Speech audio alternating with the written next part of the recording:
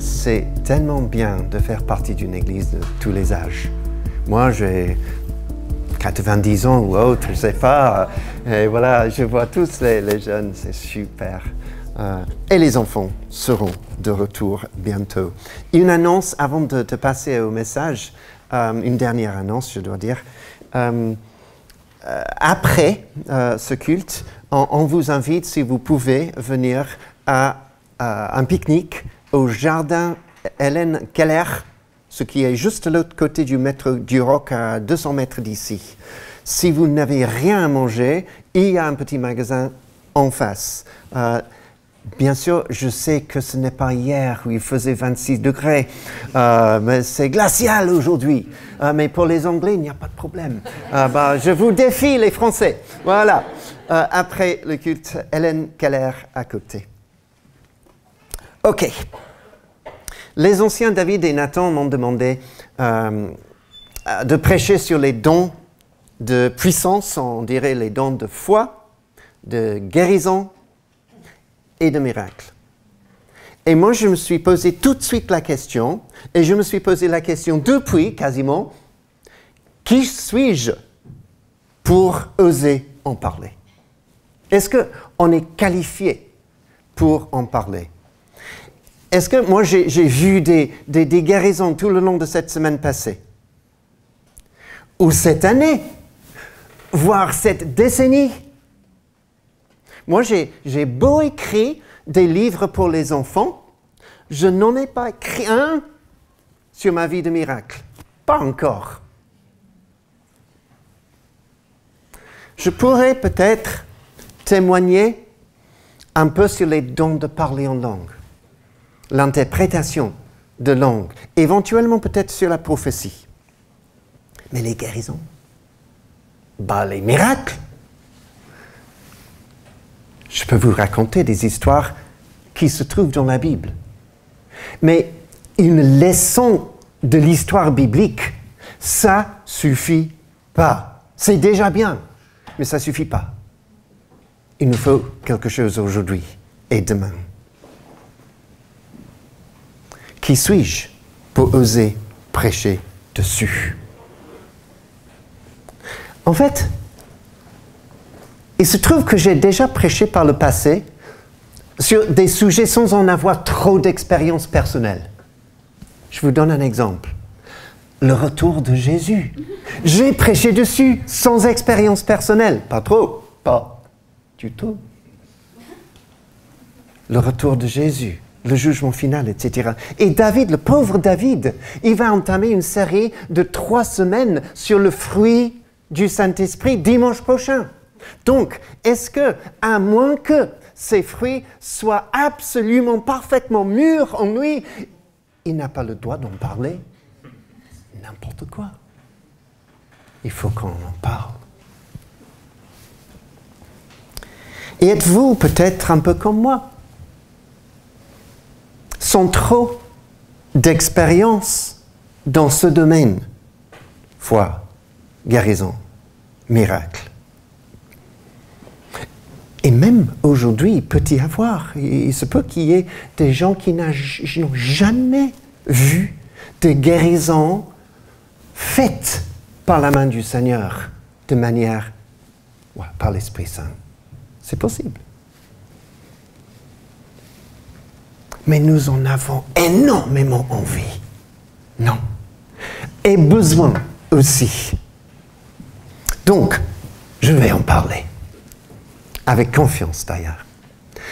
Et on commence avec une leçon de l'histoire biblique. Les dons de foi, de guérison et de miracle dans la Bible. Alors on va passer quelques instants là-dessus.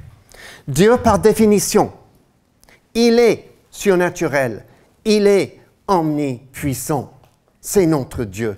Jésus les regarda et leur dit aux hommes, cela est impossible. Mais à Dieu, tout est possible. Et lui est notre Dieu aujourd'hui. Il ne change jamais. Dans la Bible, comme vous savez, il y a eu des miracles à l'époque de Moïse, l'Exode, En Égypte, absolument. La traversée de la mer Rouge au désert tout le long de ce parcours. Dieu faisait des miracles. Et en tournant les pages de l'Ancien Testament, on arrive aux prophètes. Et puis, surtout, notamment dans la vie d'Élie et d'Élisée, on voit énormément de miracles. Il est le même Dieu aujourd'hui. La traversée du Jourdain à sec. La multiplication miraculeuse de nourriture. Même la résurrection des morts. Waouh!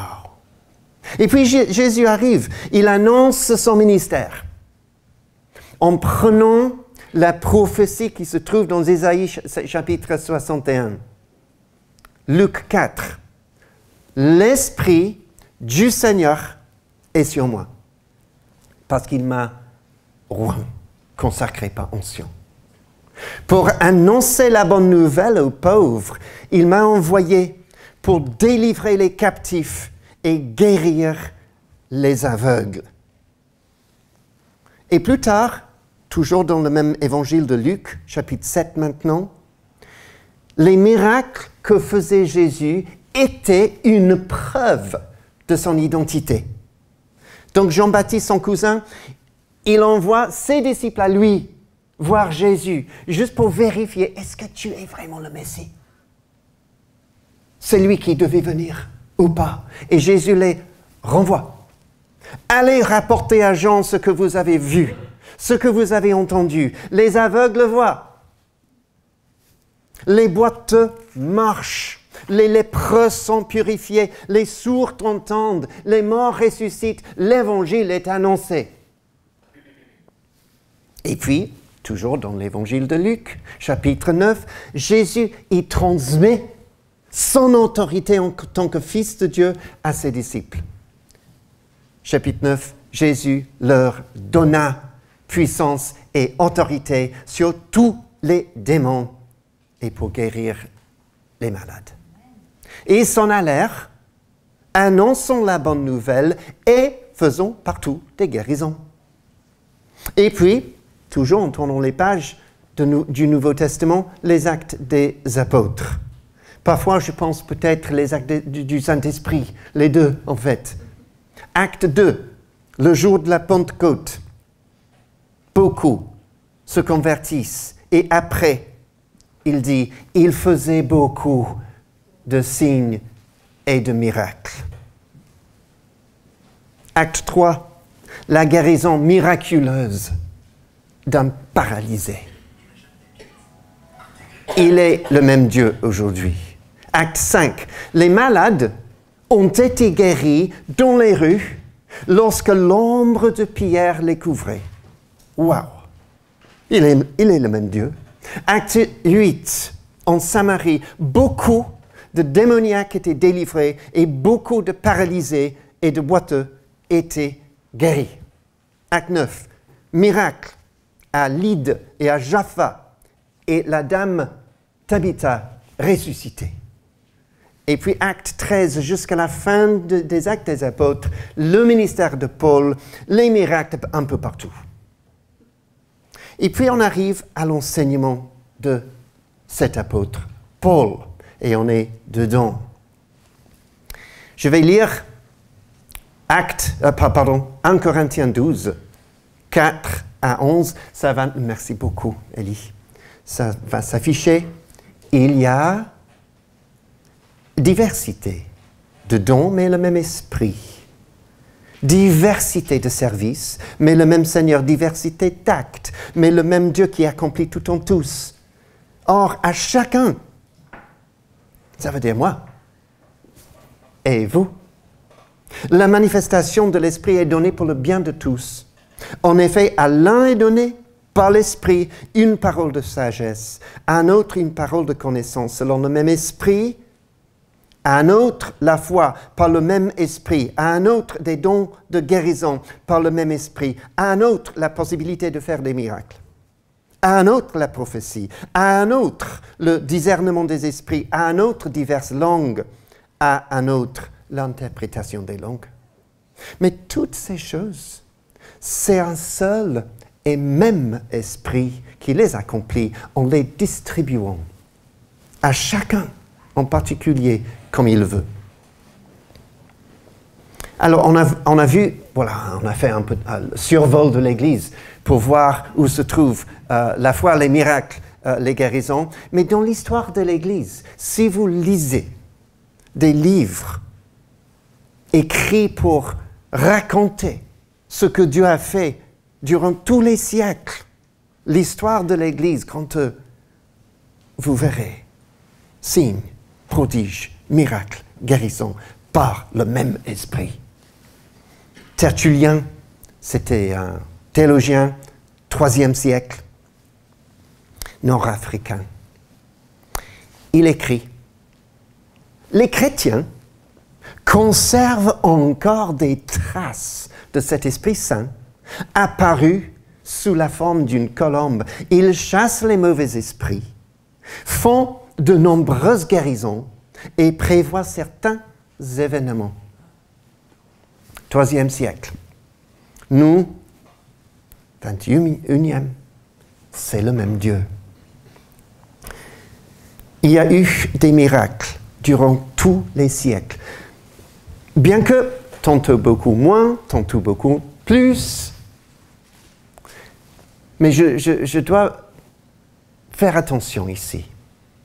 Pourquoi? Parce que ce qui s'est passé dans l'histoire de l'Église, quoique super encourageant et super passionnant, ne doit pas être le fondement de notre foi pour les guérisons, les miracles, les dons du Saint-Esprit. Oui, c'est super de lire ce qui s'est passé. Mais le fondement de ma foi aujourd'hui et de la vôtre doit être la parole de Dieu. Pas l'histoire.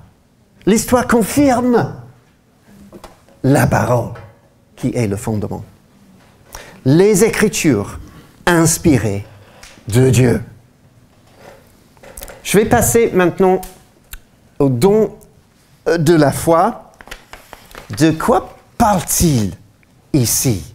Parce que je pensais que chaque chrétien doit avoir la foi, non? Si.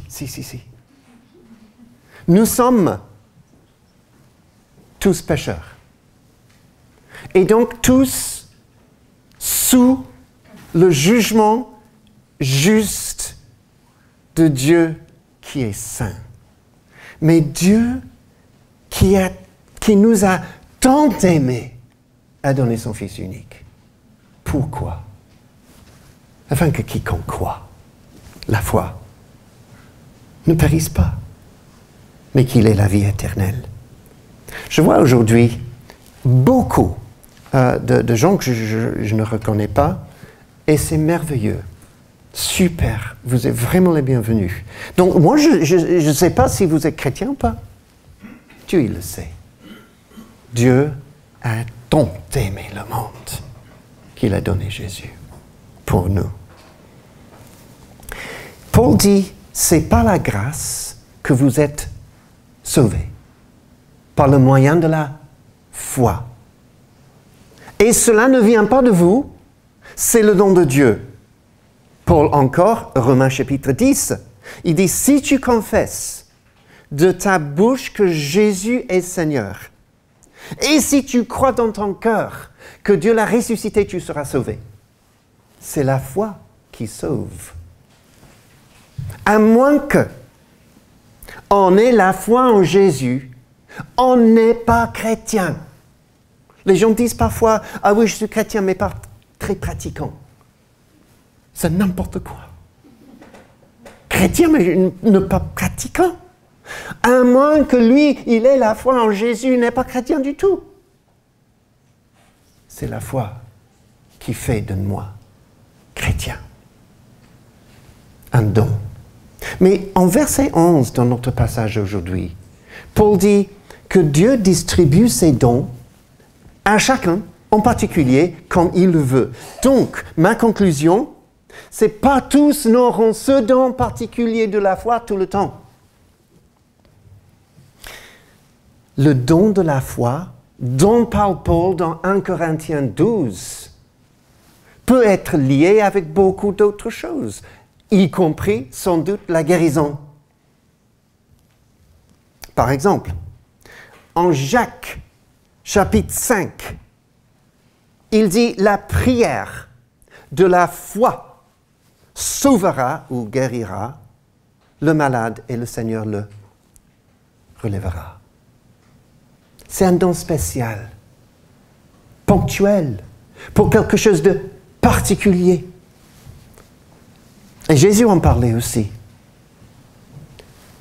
Si quelqu'un dit à cette montagne, « Retire-toi et jette-toi dans la mer, et s'il ne doute pas dans son cœur, mais croit que cela arrive, il le verra s'accomplir. » Il parlait du don de la foi. Pas le don qui sauve, mais le don de la foi. Et maintenant, je vais vous donner un exemple. Dans notre parcours avec Dieu, Gilles et moi, il y a 11 ans, on est arrivé à Lyon pour implanter une nouvelle église. Et d'ailleurs, on était là dimanche dernier. Et c'était génial. Nous n'avions pas d'appartement. On avait une caravane. Mais on avait par contre 3 paroles prophétiques.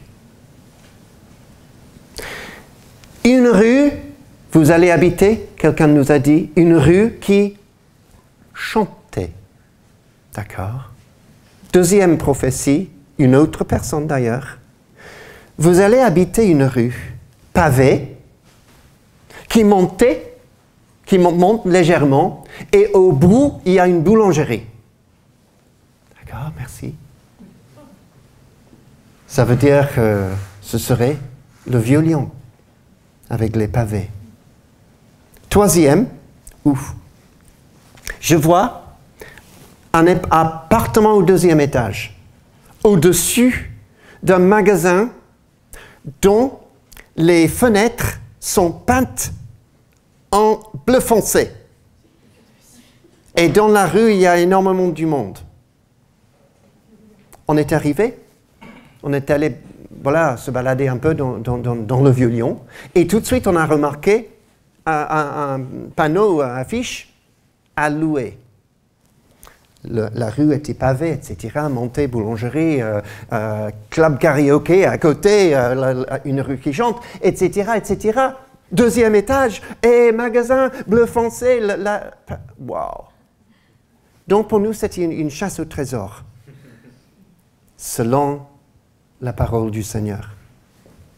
J'ai appelé l'agence immobilière. Nous voulons signer le bail. Vous êtes qui, monsieur?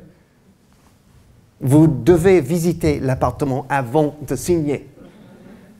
Vous en êtes sûr? Oui. OK. Visitez. C'est bon, madame. C'est bon. Oh non, c'est bon, madame. Elle était là. Est-ce qu'on peut signer maintenant? Non. Pourquoi? Vous avez un dossier, monsieur? Pas trop. Et puis, elle nous a posé cette question.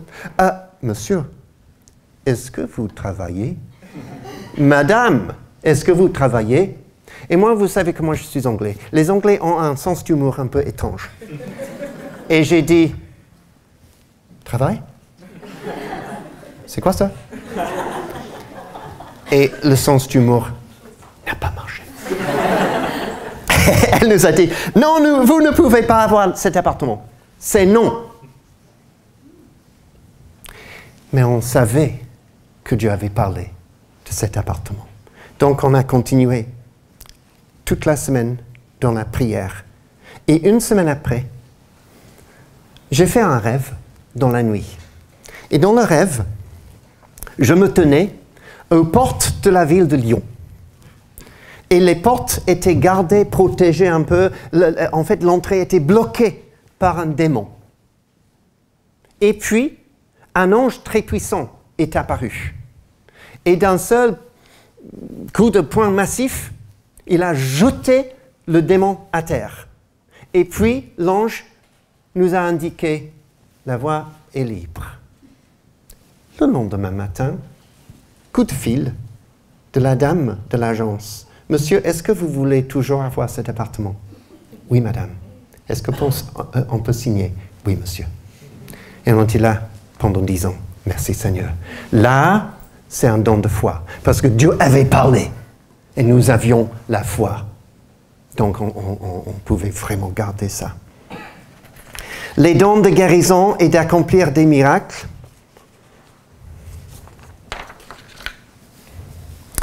Encore une fois, un avertissement. D'abord, le diable, il est puissant aussi. Pas comme Dieu. Mais il essaie de nous séduire. Donc il peut faire des choses. Et en Actes chapitre 8, nous voyons Philippe, l'évangéliste, en Samarie. Il prêche l'évangile, il annonce la bonne nouvelle.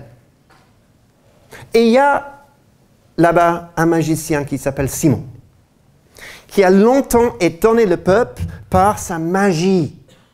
Le peuple disait, cet homme est la puissance de Dieu.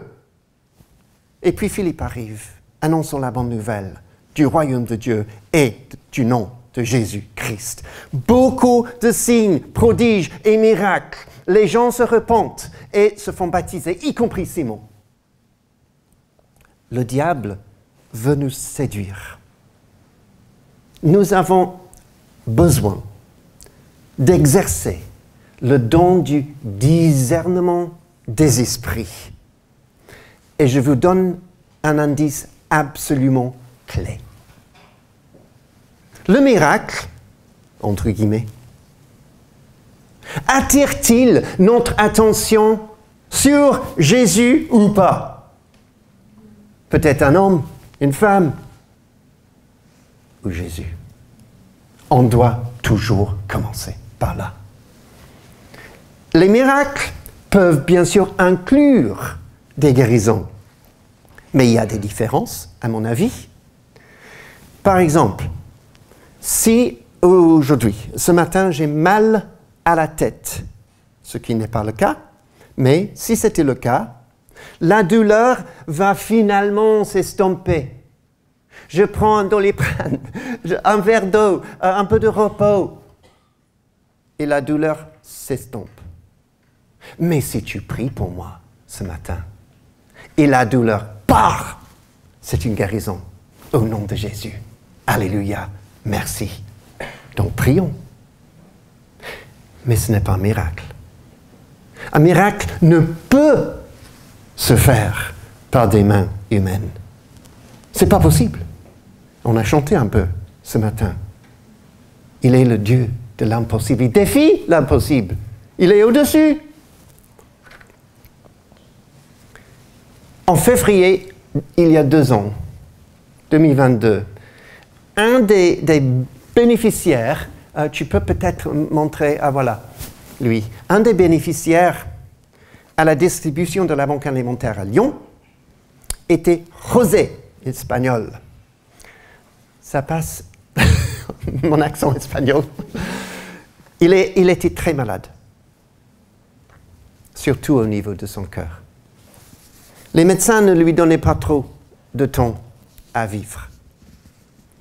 Il arrive un jour et il dit à Jill qui était à la porte, toujours elle fait l'accueil, il me semble. Elle était à la porte.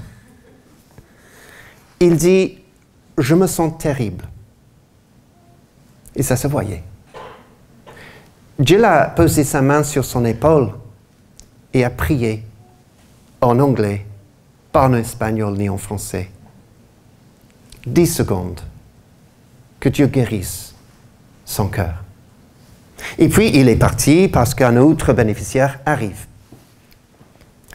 Une quinzaine de jours plus tard, José revient totalement transformé. Son visage rayonne. Selon les scans, les tests, son cœur est maintenant en parfait état. Ses varices ont disparu. Son diabète disparu. Ses dents allaient beaucoup mieux. Ses cheveux poussent. et son médecin est sidéré. Il veut rencontrer, je cite, la dame qui a fait ce miracle. Et Dieu dit à José, mais José, sache que ce n'est pas moi, c'est Jésus-Christ, le Fils de Dieu. Ce qui est pour moi incroyable, c'est le fait que lui, José, il était ravi d'avoir repris sa vie. Il était vivant, ravi d'être guéri. Mais il ne voulait pas donner sa vie à celui qui avait guéri, Jésus. Moi, je lui ai dit un jour, José, je ne veux pas que tu sois comme les 9 lépreux que Jésus guérit et qui ne reviennent pas. Mais un lépreux le fait. Est-ce que tu seras comme lui ou comme eux? C'est à toi de choisir. Et d'après ce qu'on sait, il est toujours dans le camp des 9. Là, c'est triste. Mais ce n'est pas notre responsabilité. Jésus l'a guéri. Et ce n'était pas une guérison, c'était un miracle. Et je vais terminer avec 6 points rapides sur la mise en pratique. Parce que c'est très important pour nous, sinon c'est juste de la théorie et quelques histoires. Qu'est-ce qu'on fait aujourd'hui? Parce que nous voulons marcher dans ces traces, n'est-ce pas? Première chose, croire. Beaucoup de chrétiens disent, et je les respecte, que le don de l'esprit ont cessé avec, par exemple, les apôtres. Donc, soit ces dons de l'esprit dont on parle à Fireplace sont pour aujourd'hui, soit ils ne le sont pas. C'est soit l'un, soit l'autre. Et dans le chapitre prochain, 13 de 1 Corinthiens, Paul parle, il dit, les prophéties disparaîtront. Les langues cesseront. La connaissance disparaîtra. En effet, nous connaissons partiellement. Et nous prophétisons partiellement. Mais quand ce qui est parfait sera venu, ce qui est partiel disparaîtra. On pourrait dire que ce qui est parfait, c'est la Bible. Mais moi, je pense que Paul entendait plutôt ce qui est parfait. C'est celui qui est parfait. Le retour de Jésus-Christ. Le Fils parfait. Et pour moi, c'est absolument réglé. J'y crois absolument. Et ma vie confirme. Ce que je vois confirme ce que je crois. Venons de la Bible. Deuxième chose, soit ces dons ne sont que pour les experts, soit ils sont pour nous tous, pour toi et pour moi, les chrétiens ordinaires. Acte 2, Pierre y prêche. Il cite l'Ancien Testament, Joël. Dans les derniers jours, dit Dieu, je déverserai mon esprit sur toute chair. Toutes. Vos fils et vos filles, les deux sexes, prophétiseront. Vos jeunes gens, vous, auront des visions. Vos vieillards, moi, auront des rêves. Voilà. Je ferai, dit Dieu, des prodiges. En haut dans le ciel et des signes miraculeux sur la terre. Avant l'arrivée du jour du Seigneur, ce qui est parfait, de ce grand jour glorieux. Et puis, on a Étienne, acte 6. Étienne n'est pas un apôtre, il est diacre. Il dit plein de grâce. Et en acte 9, on a Saul, bientôt Paul, il est guéri. Par la prière de qui? Inconnu. Ananias, qui apparaît une seule fois dans la Bible. Les dons sont pour nous tous. Deuxième chose, alors croire, absolument important, aspirer. 1 Corinthiens 14, verset 1, Paul nous exhorte à aspirer aux dons spirituels qu'il a listés dans chapitre 12 tels que les dons qu'on parle aujourd'hui, foi, guérison, miracle. Et nous, peut-être, à Fireplace, nous sommes fiers d'être une église charismatique. Mais quand on se compare avec les églises de Jérusalem, d'Antioche, Samarie, Éphèse, Corinthe, Thessalonique, etc., on dirait que Fireplace est beaucoup moins charismatique qu'elle ne l'était. Donc il y a quelque chose à faire, un parcours devant nous.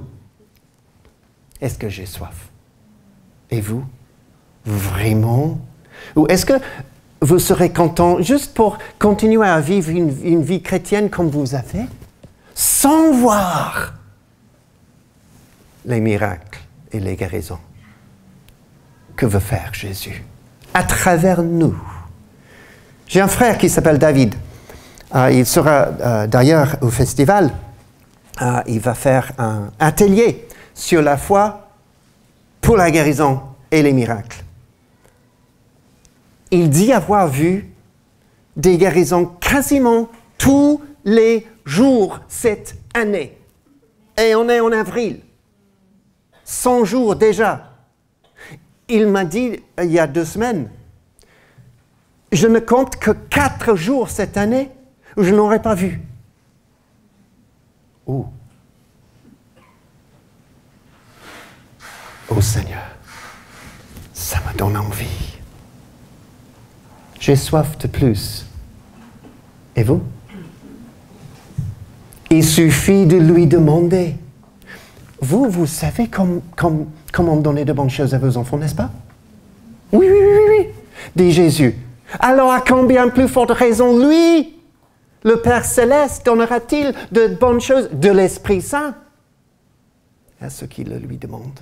Il suffit de demander. Et à la fin de ce message, dans quelques instants, on va prier. Et en fait, aujourd'hui, je vais vous demander, franchement, d'avancer pour recevoir la prière. 3e chose, sortir de nos zones de confort. Nous en avons tous et toutes. Est-ce que je suis prêt à prier pour la personne que je croise dans la rue? Est-ce que je suis prêt à témoigner à mon collègue au travail, dans le bureau? Est-ce que la famille? Est-ce que j'ai une espèce de zone de confort? Et c'est difficile pour moi, peut-être pour vous, d'en sortir. Sortir de nos zones de confort. Beaucoup de gens pour qui moi j'ai prié n'ont pas été guéris. Il semble que j'ai plus d'échecs, entre guillemets, que de réussites. Jules et moi, on était près du tramway, il y a 2 semaines. Et nous avons rencontré une femme qui marchait vers nous. Et évidemment, elle avait du mal au dos et la jambe. Donc, je lui ai dit, Madame, nous sommes chrétiens. Est-ce que nous pouvons prier pour vous? Parce qu'évidemment, vous allez mal. Elle a dit non. Ah. Échec.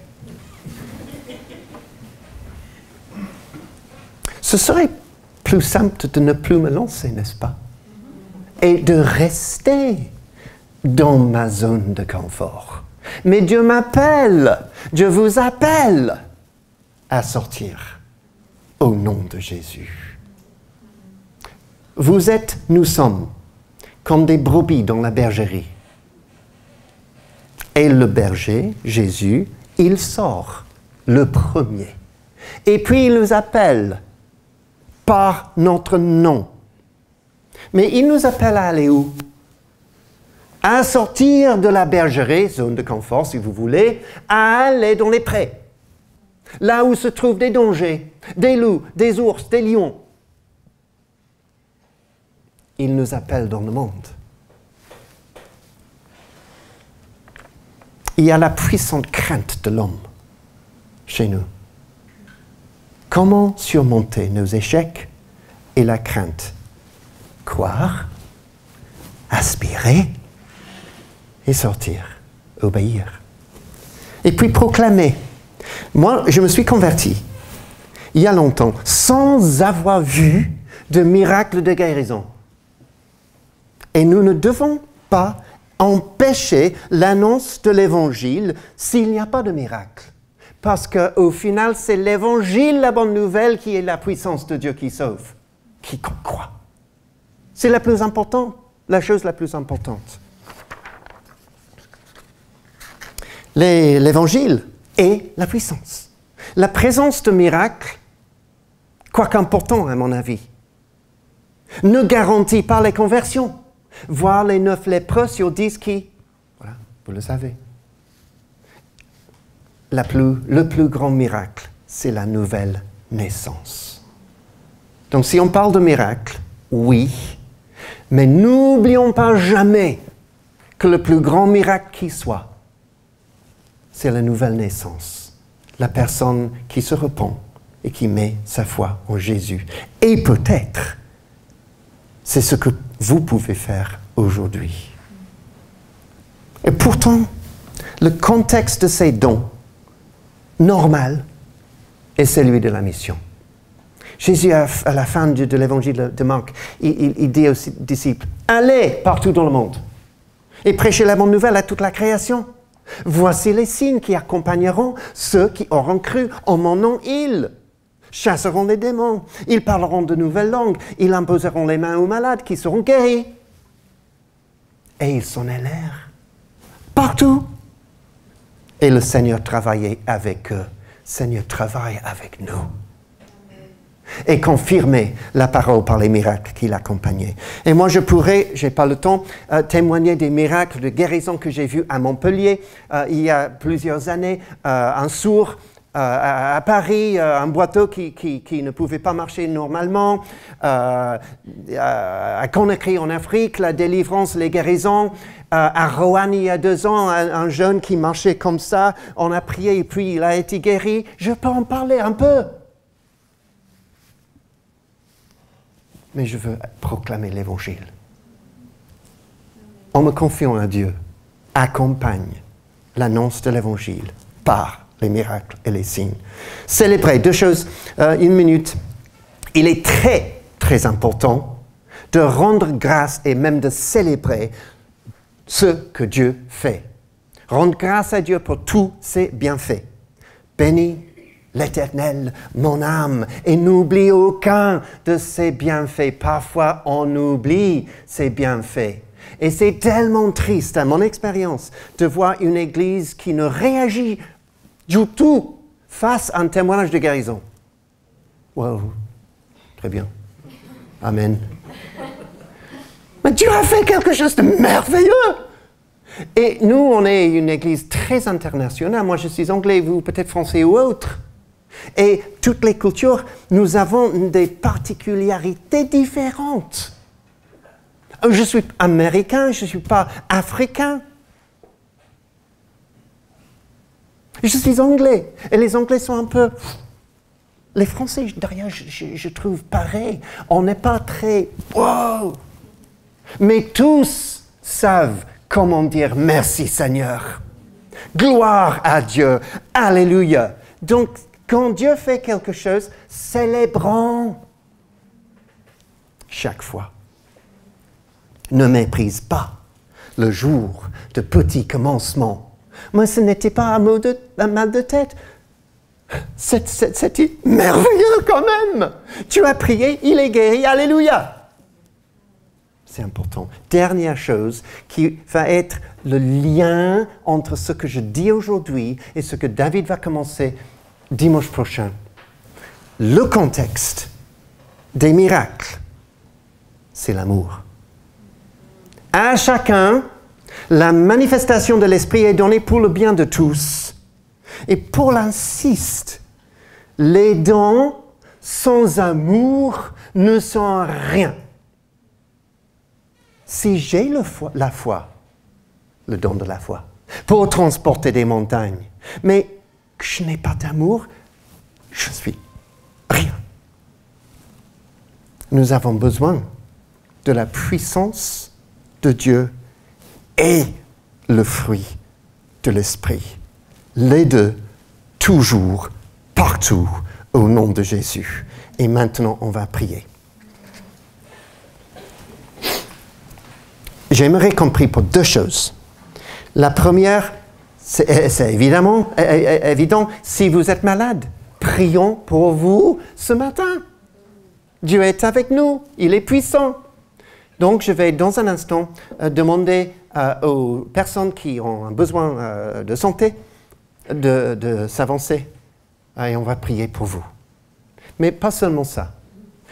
En préparant ce message, je pensais que le point où je dois vraiment mettre l'accent dessus, c'est sortir de nos zones de confort.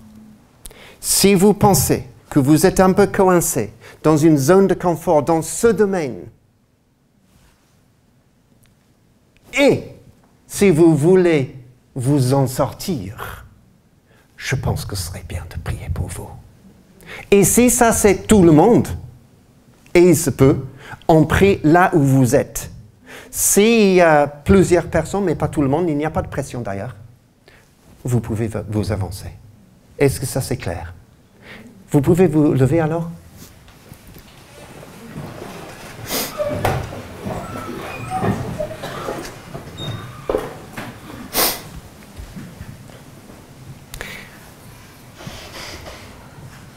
Seigneur, tu es vivant et tu es là avec nous, juste comme tu as promis. Et merci Seigneur, le Père, le Fils, l'Esprit. Tu ne changes pas, Seigneur, et tu nous aimes. Et Seigneur, nous avons une grande envie de voir ton Esprit faire des choses merveilleuses pour que gloire te soit donnée. Et je prie, Seigneur, pour ceux qui sont malades aujourd'hui, que tu étends ta main et tu poses ta main sur eux, sur elles, au nom de Jésus, pour que la guérison se fasse. Et pour tous ceux et celles qui sont dans une zone de confort, dans la bergerie, et qui appellent, qui entendent ton appel aujourd'hui, ce matin, par leur nom, sors, suis-moi. Dans ce domaine de foi, guérison, miracle, je prie, Seigneur, pour nous tous, que tu nous donnes le courage, vraiment, de suivre ta voie, ta parole, pour ta gloire.